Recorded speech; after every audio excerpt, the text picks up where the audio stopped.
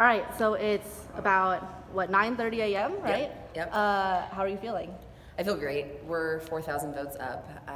We think that this is pointing towards a victory, but we're still going to make sure that every single vote is counted, every single voice is heard, and we're going to wait for it to be official. But I think that this has just been such an incredible campaign. The mobilization that we've seen around it has been phenomenal, and I'm really excited for what's next.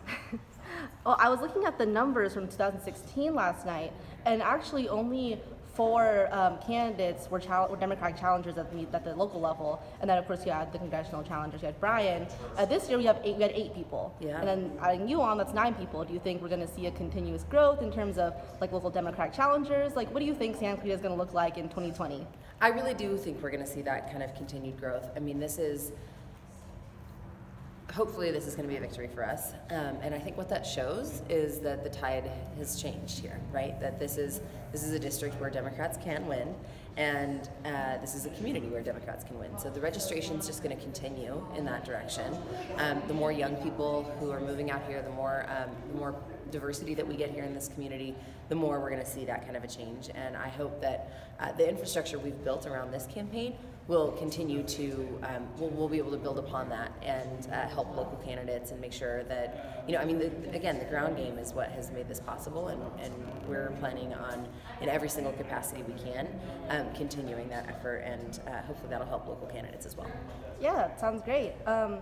And so what's the first thing you're excited to do when you get to DC? The first thing I'm excited to do is learn the ropes, right? And make connections, and it's going to be an incredible freshman class, I think.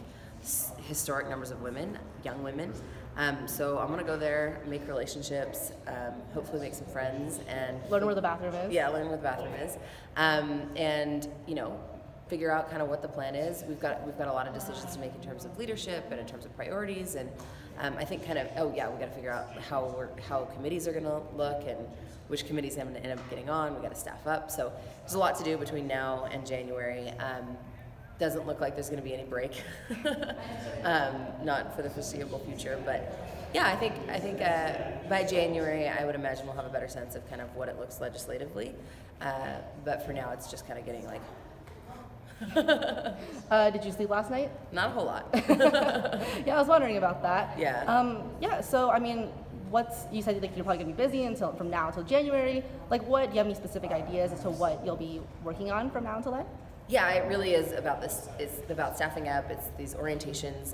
You have new member orientation for the Democratic caucus. You've got one apparently at Harvard with all new members from both parties. There's a whole bunch of things like that. There's even a new member an orientation for member spouses, which is kind of cool.